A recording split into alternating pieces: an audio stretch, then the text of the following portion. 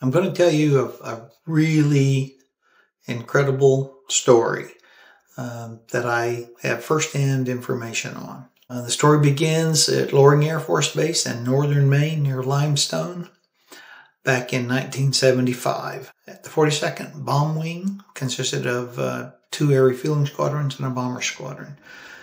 The bombers' mission was to support emergency war orders armed with nuclear weapons.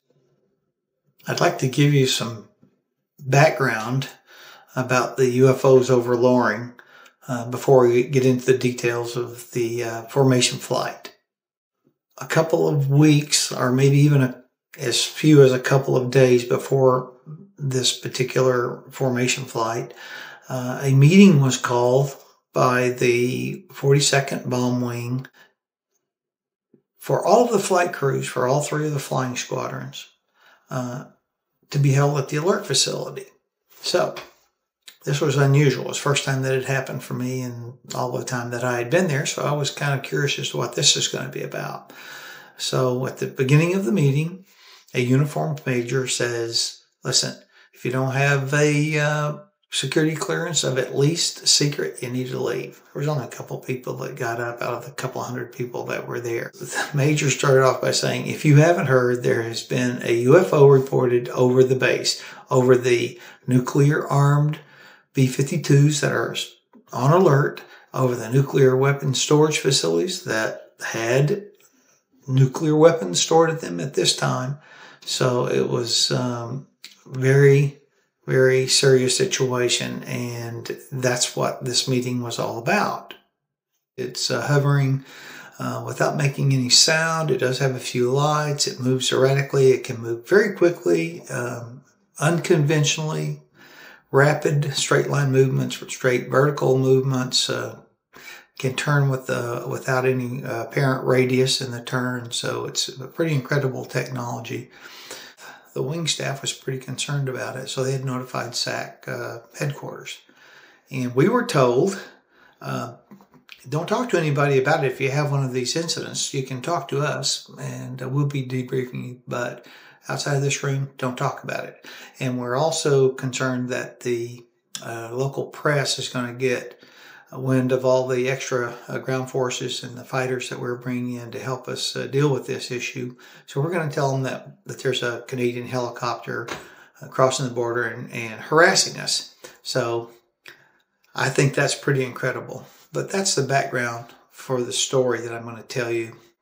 We had departed Loring earlier in the day. It was a nighttime refueling mission. There were 3 KC-135s in this formation. I was the aircraft commander on the number 2 aircraft in this 3 airplane formation. Tankers formations were referred to as cell flights. There was a lot of vertical separation, a lot of horizontal separation. There was none of this, we're right flying like the fighters do, this kind of stuff. No, we were way vertically clear. I think 1,000 feet, and I don't know, half mile maybe, so it wasn't very much fun. It was just kind of boring actually to be in a formation flight in a tanker. However, the mission was pretty routine. I don't remember, it was unremarkable in almost every way until we started back. And that's where the fun begins. That's where the action happens. So we are coming back from a refueling mission somewhere south of New York, offshore a little ways. I believe it was with F-4 Phantoms. Just a routine training mission for both the Phantoms and for us. So as we are somewhere close to, I think somewhere between Bangor and Portland, northbound, coming back to Loring Air Force Base, the command post at Loring contacted us, which was not routine, but not completely out of the ordinary. But when they asked the aircraft commander of the cell leader, the aircraft commander of the number 1 tanker, to change radio frequencies and stand by, they had an important radio call that they wanted to talk to him about. That was pretty unusual.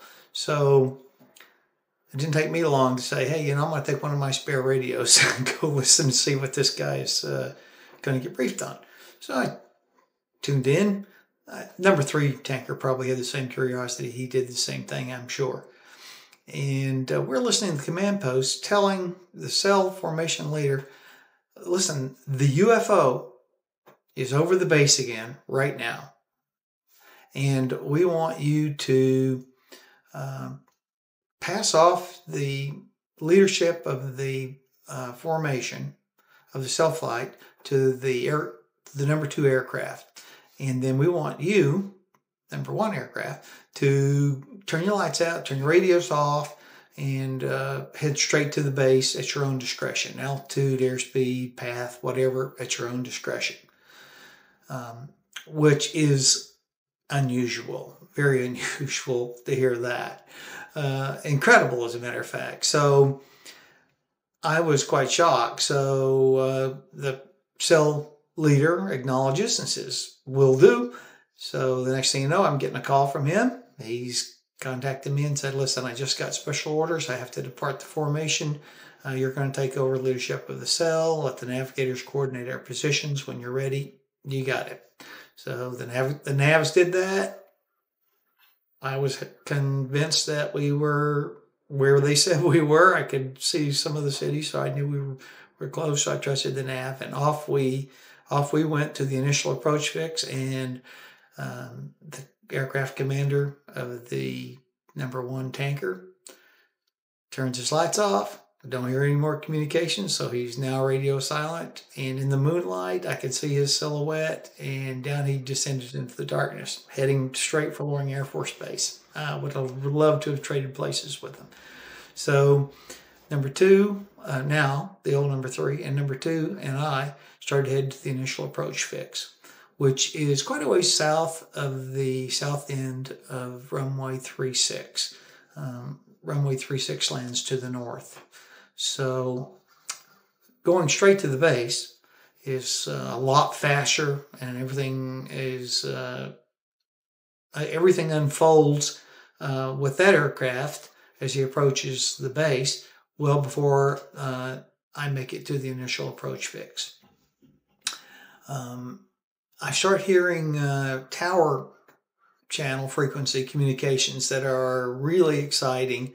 I've heard some combat radio discussions during some bomb strikes with the F4s. So, I can recognize a little stress in the voices, and that was definitely stress in these voices. I wouldn't call it panicked, but it was bordering on frantic as they're talking about, did you see it? Where is it now? Which way did it go? Oh my God, there it goes. And it's down on this end of the runway. It's over East Loring. No, it's back over the alert bombers. And that kind of communication back and forth, quite a few different people talking on the tower frequency. I don't believe I could hear the tanker's crew members chiming in. I'm not sure I would have recognized them. Maybe I would have. I do know that when the tanker is at elevation, with KC-135 is at elevation, the radar, forward-looking radar, has like 240-mile range. I'm not sure what it is. It's substantially reduced at ground level, and they were flying in really, really low, I believe. So the fact that they lost radar contact with the UFO in almost an instant is remarkable in itself. And then they said, I did hear the communication say something to the effect of, we've lost it. And then as quickly as the communications had started on the tower frequency, they ended. So that was kind of the end of the excitement. And my wingman and I continued our normal approach to runway 36. We broke up the formation just after we hit the initial approach fix. So I landed a couple minutes later. The second airplane landed and taxied in. It is in the middle of the night. There's not a lot of action going on at the base that we can see. and we proceeded to our squadron, normal debriefing room, had a couple of beers, filled out some paperwork, and we're dying to talk to somebody that knew anything about what had just happened out on the base. Couldn't find anybody that either knew it or dared talk about it. So that was kind of the end of that night. The tanker that had departed the formation and gone off to chase that UFO was absent from the briefing room when we got there, and then all of a sudden I remembered that he must be debriefing the major, the same major that gave that meeting that I talked about earlier in this clip. However, the end of the story gets even a little bit more bizarre, because I see the aircraft commander of the first tanker. I'm not going to say his name. I've almost slipped a couple of times and said his name, but I don't have permission to get him involved in my UFO story, so I'm not going to say his name. I see him walking along in front of the base exchange, the BX over at Loring, just a couple of days after the flight, I believe. So I pulled my truck over and got out and went running over to him and said, "What in the hell happened the other night with that UFO?" And he looks at me and he goes, "I can't talk about it. I can't talk about it. You wouldn't believe me if I could talk about it." So that's the end of the story. And as incredible as it is, that's as true as I can remember. It's been a long time ago, but I had a lot of experience at the time of that incident, and I've had a lot of experience in the cockpits after that experience, but I've never had anything as incredible as that happen. Hope you enjoyed that story. I enjoyed telling it. Bye. In the 1960s and 70s, these images of a vast underground security network allowed America to sleep at night, a security blanket of nuclear weaponry poised at the ready. But in the fall of 1975, someone, or something, tampered with our nuclear capability. Supposedly infallible systems were incapacitated. An unknown force was at work. Military personnel observed it, but could not stop it. Security was breached at 3 U.S. nuclear installations. At each base, eyewitnesses reported seeing unidentified craft hovering above nuclear storage facilities. The speed it took off with, I've seen F-16s fly high rates of speed.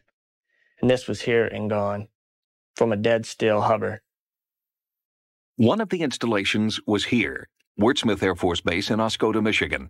The base is closed now, but in 1975, it was on 24-hour alert, armed and ready for a nuclear strike. In October of that year, the practiced routine was suddenly shattered by an alarm. Radar was picking up an unidentified craft advancing toward the base at a high rate of speed. This was not a drill. Stop Rock with an expedite scramble. Authentication time is 1906. Scramble. Roger that.